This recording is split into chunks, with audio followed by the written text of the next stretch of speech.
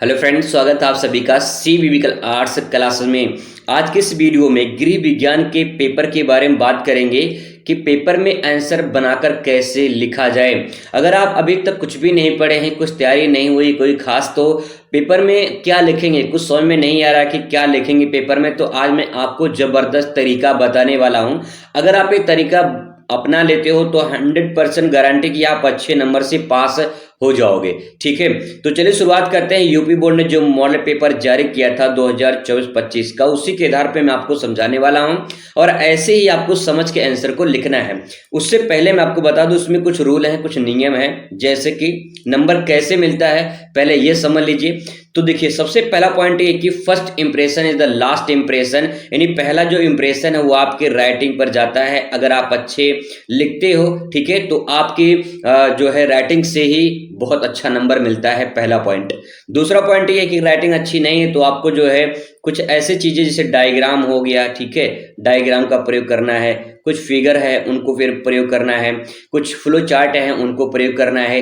इसके माध्यम से जो है आप अपना नंबर बढ़ा सकते हो। ठीक है, तीसरा पॉइंट ये है कि आप साफ साफ लिखें। ठीक है, साफ साफ लिखें, कोई इसमें काट पीट ज्यादा ना हो, जैसे मान लो कहीं गलत हो गया है तो आप ऐसे ऐसे मत काटिए। ठीक है, ऐसे काटने में पूरा खराब हो जाता है पेज और आंसर जो अच्छा लगता है वो खराब हो जाता है। तो इसीलिए जो है आपको काट पीट ज्यादा नहीं करनी है, बहुत आराम से समझने की कोशिश करिए और फिर आंसर को बहुत ही अच्छे तरीके से प्रेजेंट करिए। गलत रहेगा तब भी कुछ ना कुछ मिल जाएगा कि आंसर आपने तरीके से प्रेजेंट किया है। चलिए मैं आपको बताता हूं। सबसे पहले यहाँ पे आपको पेपर में बहुविकल्पीय प्रश्न दिखाई देगा।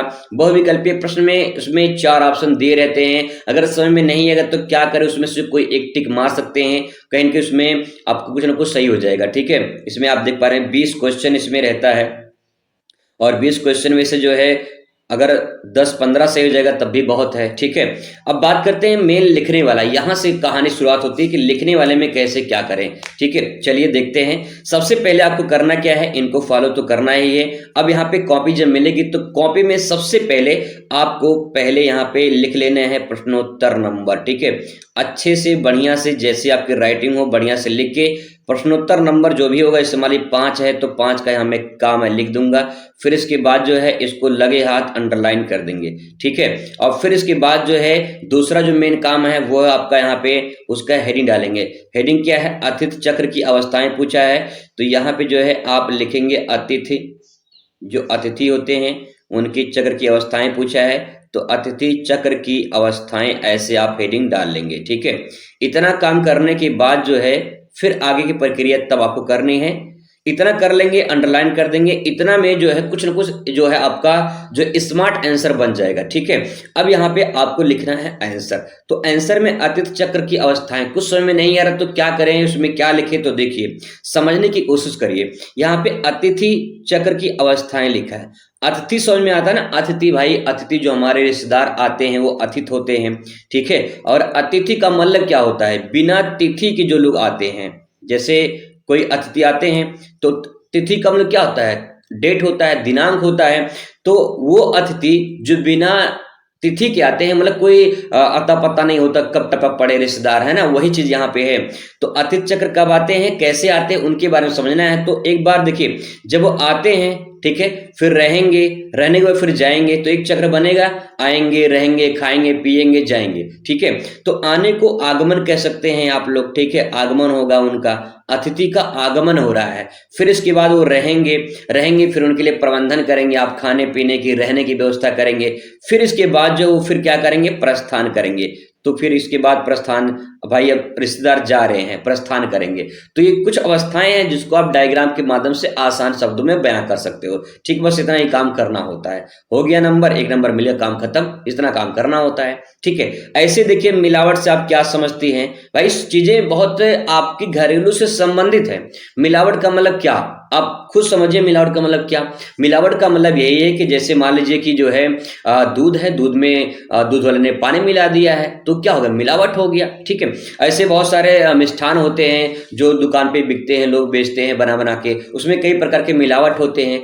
तो एक अच्छी वस्तु में कोई दूसरी वस्तु मिला के उसको बनाकर बेचा जाता है, तो वो मिलावट हो गया। ऐसे भी लिख सकते हो आप, ठीक है। तो पहले करना क्या है, पहले लिखना है आपको प्रश्नोत्तर नंबर, ठीक है। प्रश्नोत्तर नंबर लिख के पहला तो मेन काम वही करना है। प्रश्नोत्तर नंबर 5 का जो खा है, 5 का खा लिख देंगे, फिर लगे हाथ अंडरलाइन करेंगे, फिर लिखेंगे यहाँ पे हेडिंग डालेंगे मिलावट।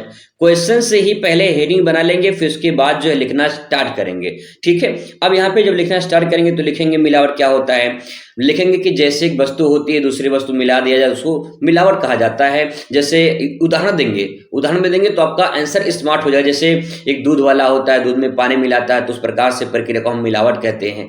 ऐसे सेंटेंस को समझ के लिख सकते हैं, गलत नहीं होगा, ये बात ध्यान रखिएगा। और कॉपी इतनी फास्ट चेकिंग होती है और कैसे कैसे चेक होकर नंबर मिलता है मुझे बहुत अच्छे तरीके से पता है, क्योंकि मैं भी इसी फील्ड से 8 साल से जुड़ा हूं, तो मुझे अच्छे तरीके से पता कॉपी कैसे चेक होती है। तो आप लिखिए सही तरीके से, जेन्युइन तरीका मैं आपको बता रहा हूं, ऐसे आपका गलत नहीं होगा, ठीक है। ऐसे ऐसे सारे क्वेश्चन आप धीरे धीरे यहाँ पे कर सकते हो, बहुत बड़ी बात नहीं होती है, बस ये समझने वाली बात होती है, ठीक है। अब बात कर लेते हैं यहाँ पे लघु उत्तरीय में, इसमें क्या लिखेंगे, तो आपको यहाँ पे 4 नंबर मिलेगा इसके लिए, ठीक है। और 4 नंबर लाने के लिए कम से कम इस आंसर को 1 से 1.5 पेज में आंसर को देना ही देना रहता है, ठीक है। 1 से 1.5 पेज में आंसर आपको प्रेजेंट करना होता है।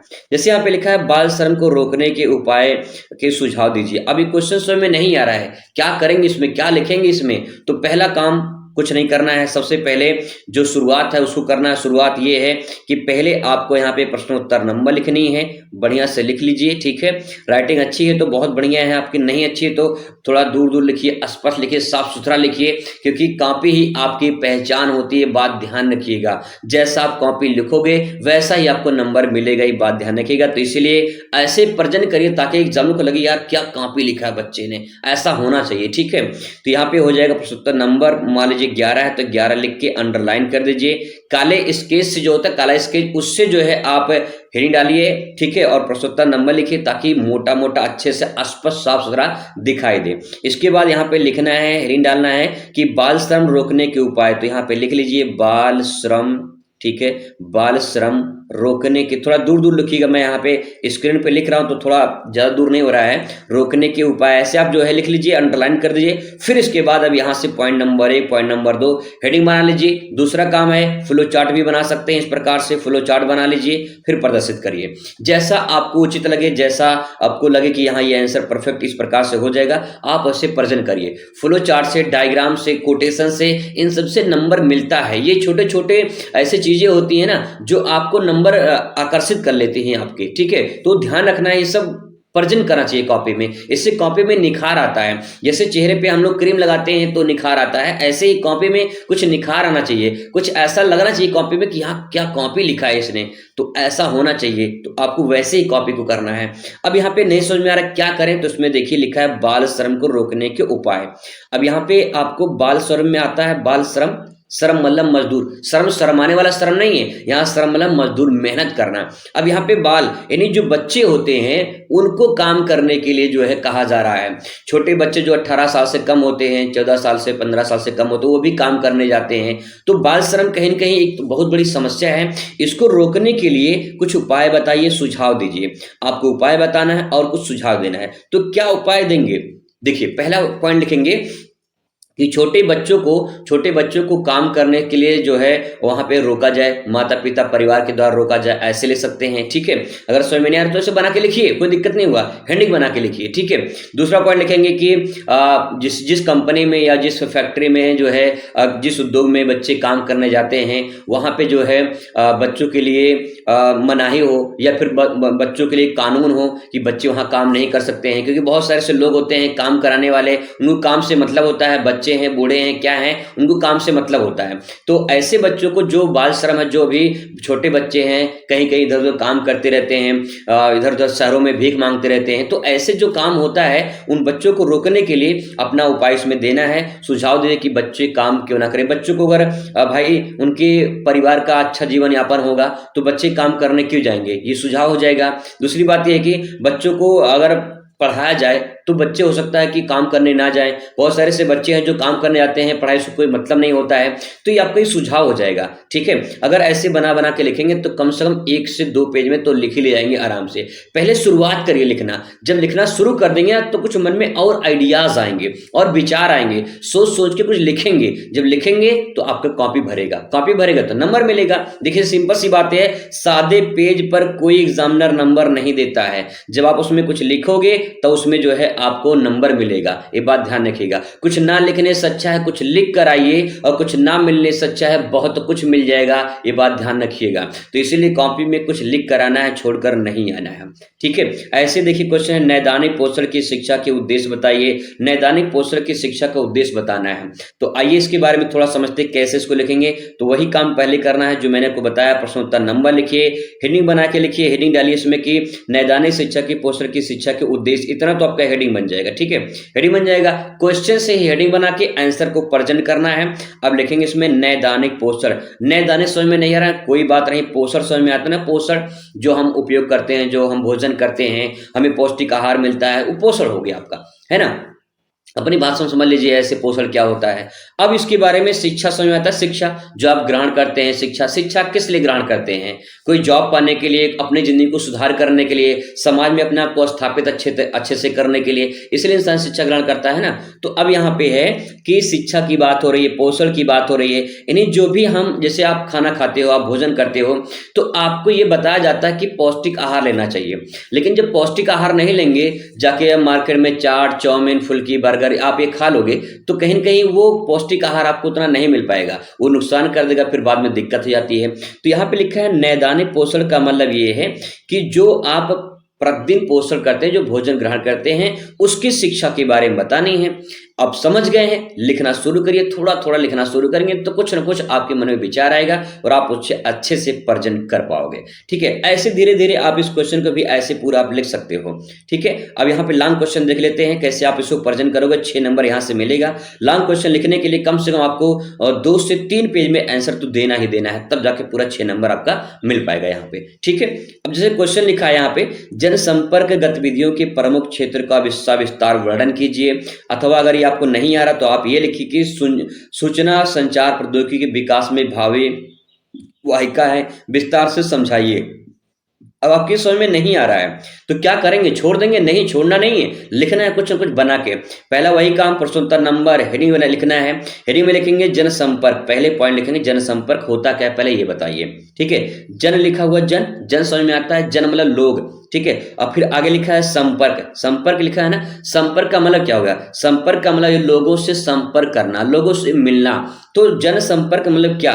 लोगों से मिलना, लोगों से जुड़ना, लोगों से बातें करना, ये जनसंपर्क कहलाता है। लेकिन कैसे जुड़ेंगे आप, कैसे मिलेंगे? आज के डेट में सोशल मीडिया है। पहले तो लोग जो है रेडियो सुनते थे, टेलीविजन देखते थे, अब तो टेलीविजन ही बहुत कम लोग देखते हैं।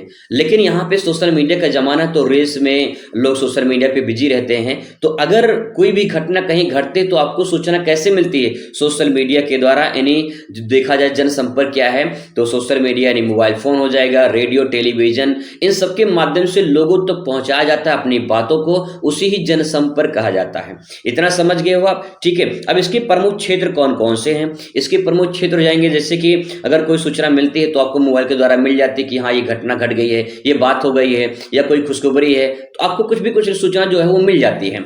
ऐसे टेलीविजन के द्वारा, तो आप ये प्रमुख से क्षेत्र हैं। किताब है, अखबार है, पत्रिका है, इसके द्वारा आपको सूचना मिलती है। तो आप ये समझ गए हैं, हेडिंग बना बना के इसको लिखना शुरू करिए। जब लिखना शुरू करेंगे तो आंसर आपका कुछ ना कुछ आएगा, कुछ निकलेगा, कुछ आप बना के लिखोगे, ठीक है। ऐसे ही आप इन क्वेश्चन को भी लिख सकते हैं। जैसे पूछा इसमें, रोग उत्पन्न करने में आहार की भूमिका बताइए। रोग उत्पन्न करने में आहार की भूमिका क्या है, और रोग की रोकथाम करने में आहार की क्या भूमिका है? देखिए सिंपल सी बात यह है कि जो हम खाते हैं उसी खाने से ही सारी समस्याएं पैदा होती हैं। और दूसरी बात यह है कि लोग सही खाना ना खाकर गलत खाना खाते हैं। इससे मैंने आपको बताया बहुत सारी गर्ल्स ऐसे होती हैं, मैं सभी को नहीं कह सकता, लेकिन बहुत सारी ऐसी गर्ल्स होती हैं जिनको चाट, चाउमीन, फुल्की और बर्गर, पिज्जा ये बहुत ज़्यादा पसंद होता है। तो इसको जो है पौष्टिक आहार नहीं कर सकते हैं, फास्ट फूड है, ये नुकसान करता है। तला भुना चीज़ ये भी नुकसान करता है। तो रोग उत्पन्न करने के आहार की भूमिका क्या है ये बताना है। आप अच्छी तरह जानते हो कि क्या खाते हो आप और कैसे वो नुकसान करता है, और क्या खाते हो जो आप फायदा करता है, जो विटामिन देता है, जो प्रोटीन देता है। तो आपको लिखना इसमें है कि ऐसा कौन कौन से आहार हैं जिनके माध्यम से लोग रोग उत्पन्न होता है, और ऐसे कौन कौन से आहार हैं जिनके माध्यम से जो है लोगों को जो है स्वास्थ्य अच्छा रहता है। तो आप ऐसे बना बना के अपना लिखिए कि कौन कौन सी चीजें जो खाने से प्रोटीन मिलती है, विटामिन मिलती है। ठीक है, समझ जाओगे, कुछ ना कुछ लिख ले जाओगे। नहीं समझ पाओगे, नहीं लिख पाओगे, लेकिन ध्यान रखिएगा अगर समझ के आप लिखोगे तो बहुत अच्छे तरीके से प्रेजेंट कर पाओगे। कोई रट्टा मार नहीं है, एक जेन्युइन तरीका मैंने आपको बताया है। अगर आप ऐसे प्रेजेंट करोगे तो आपको बहुत अच्छा नंबर मिलेगा और फर्स्ट डिवीजन पास हो जाओगे, गारंटी इस बात की है। ठीक है, तो आप ऐसे आंसर को प्रेजेंट करिए और आपको अच्छा नंबर मिलेगा। ठीक है, ऐसे ही आपको बहुत ही इंपॉर्टेंट क्वेश्चन और आगे लेकर आएंगे। तब तक आप जो है तैयारी करते रहिए। चलिए मिलते हैं नेक्स्ट वीडियो में, तब तक खुश रहिए, मस्त रहिए और जिंदगी में स्वस्थ रहिए। धन्यवाद।